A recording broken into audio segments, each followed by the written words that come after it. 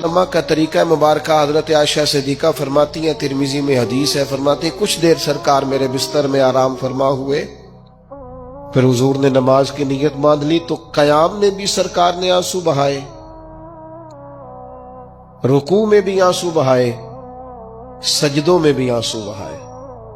तकमीले नमाज पर मैंने अर्ज की, या रसूल अल्लाह, अल्लाह आपके सदके अगले पिछलों को माफ करे, इतना ज्यादा आंसू बहाना। तो फरमाया, अफला अकून अब्दन शुकूरा, मैं रब का शुक्र गुजार बंदा ना बनूं। ये शुक्र के आंसू हैं जो रुकू में भी हैं, जो सजदे में भी हैं, जो क़याम में भी। तो मेरे भाई कभी शुक्र के आंसू भी बहा, कभी शुक्र का रुकू भी कर, कभी शुक्र का सजदा भी कर, कभी शुक्र का क़याम भी कर, कभी शुक्र के नफल भी पढ़, इसलिए कि अल्लाह तबारक व तआला ने खास रहमत की है। हमारे यहाँ बेचैनियां इसलिए बढ़ती हैं कि जो नेमतें होती हैं उनकी कदर नहीं होती, जो नहीं होती उनकी तलब होती।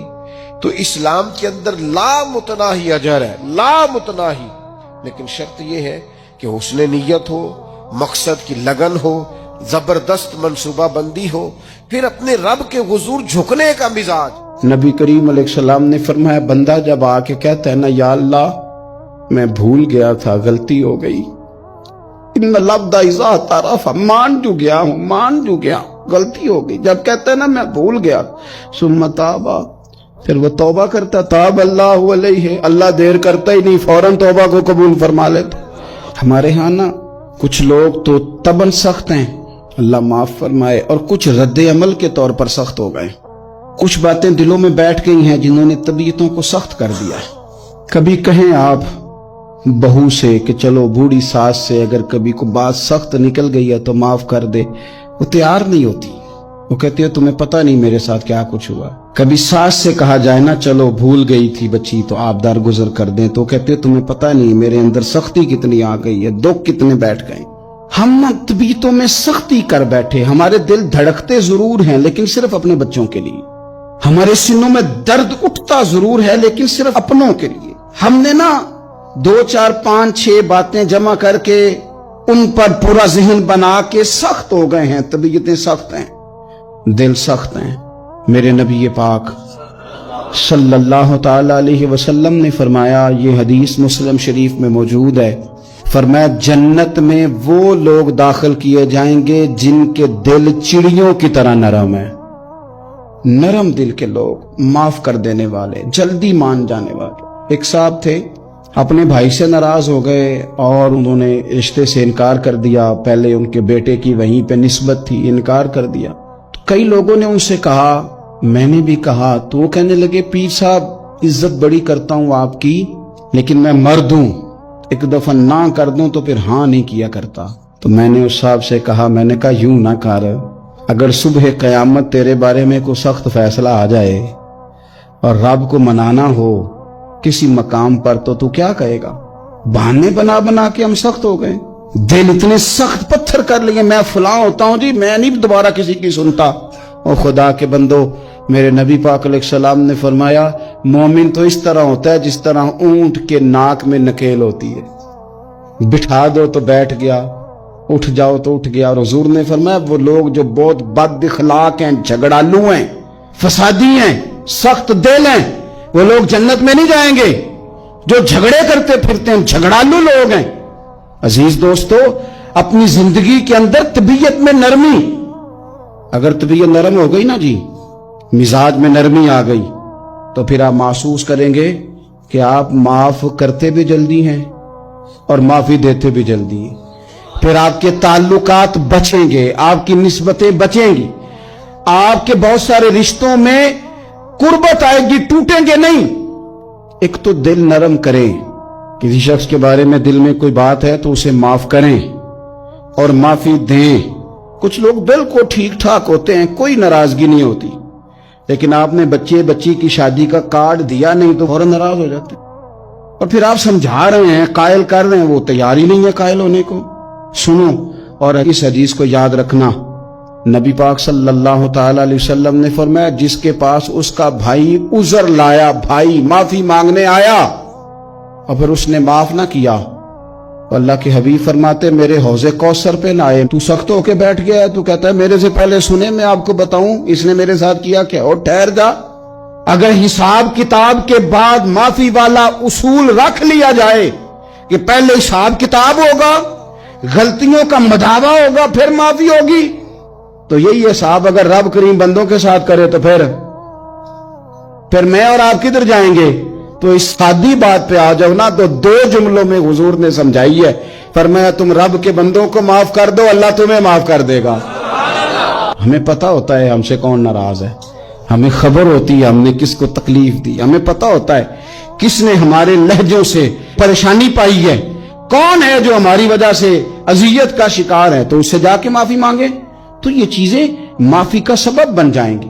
یہ جو ہمارے زیادہ قریبی لوگ ہوتے ہیں نا، ان کا حق بھی شریعت نے زیادہ رکھا ہے، اور یہ بعضوں کا تکلیف بھی زیادہ دیتے ہیں۔ لیکن میرے عزیز ایک بات سمجھ لیں اچھی طرح سے اور اپنے دل میں بٹھا لیں، میں نے درجنوں بار کہی ہے، پھر کہتا ہوں، اللہ تعالیٰ نے جو خاندان میرے لیے پسند کیا ہے نا، مالک نے مجھے وہاں پیدا کیا ہے، تو جو چچا اللہ نے میرے لیے پسند کیا ہے وہ مجھے بھی پسند ہونا چاہیے، اور جو ماموں اللہ نے میرے لیے پسند کیا ہے وہ مجھے بھی پسند ہونا چاہیے۔ انسانوں کے اندر کمزوریاں بھی ہوتی ہیں، خوبیاں بھی ہوتی ہیں، لیکن ہمارا یہ مسئلہ بن جاتا ہے کہ ہم نہ صرف کمزوریوں کو ڈسکس کرتے ہیں، خوبیوں کا تذکرہ کرتے ہی نہیں، اپنے مزاج کے اندر اس بات کو آپ نے پیدا کرنا ہے۔ آج ایک اور ارادہ بھی کریں، ایک اور اپنے ذہن کے اندر بات بھی زیادہ شوق کے ساتھ پیدا کریں۔ آپ یہ کوشش کریں کہ اپنی صلاحیتوں کو دیکھیں کہ آپ میں کیا خوبی ہے، بولنے کی ہے، لکھنے کی ہے، مال خرچ کرنے کی ہے، کسی کو پیغام دینے کی ہے۔ مسجد نبوی شریف میں ایک بی بی صرف جھاڑو خالی دیتی تھی، بیمار ہو گئی تو سرکار تیمارداری کرنے گئے، اور صحابہ نے حضور کو اطلاع دیے بغیر تدفین کر دی، جنازہ پڑھا دیا، تو حضور نے قبر پہ کھڑے ہو کے دوبارہ جنازہ پڑھایا۔ اپنے وجود کو بیکار نہیں رکھنا، اس سے کوئی کام لیں۔ نبی پاک صلی اللہ تعالی علیہ وسلم نے ارشاد فرمایا، ایک عورت تھی، طوائف تھی، ساری زندگی اس کی گناہوں میں گزری معاذ اللہ، پھر وہ ایک کنویں کے پاس سے گزر رہی تھی، ایک پیاسا کتا اس نے وہاں پیاس سے تڑپتے سسکتے دیکھا، اور پھر اس نے اپنے جوتے کو لٹکا کر اپنے دوپٹے کی مدد سے یا جیسے اس سے ممکن ہو سکا اس نے پانی نکالا، کتے کو پلایا، اللہ نے اس کی بخشش فرما دی۔ آپ ماشاءاللہ ہزاروں میں لوگ ہیں، آپ نے بڑی جلدی مجھے یہ بتانا ہے، یہ حدیث آپ نے پہلے بھی سنی ہوئی ہے نا؟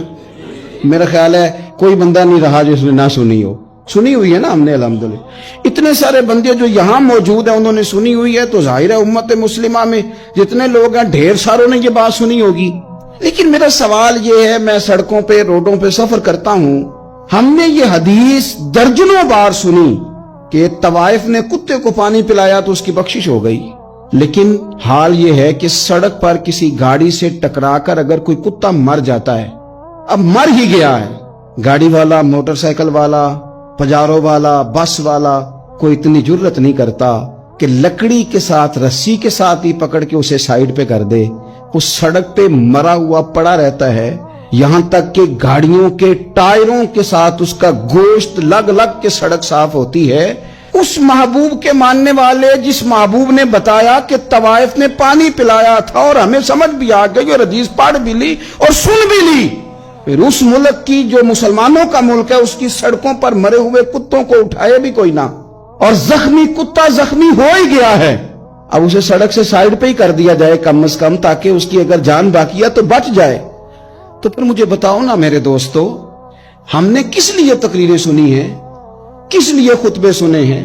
وعظ و نصیحت کی مجالس کا مطلب ہم نے کیا سمجھا ہوا ہے؟ تقریر، تحریر، تصنیف، اچھی گفتگو، اچھا جملہ، اس کا معنی ہم کیا سمجھتے ہیں؟ کہ رب کریم نے ہمیں جتنا دین کا فہم دیا ہے، سمجھ دی ہے، علم دیا ہے، ہم ارادہ کرتے ہیں اب ہم صرف سنیں گے نہیں، پڑھیں گے نہیں، صرف بیان ہی نہیں کریں گے، ہم عمل بھی کریں گے۔ کوئی تھوڑا سا نا عمل کا رستہ بھی تو میرے عزیز ہونا چاہیے۔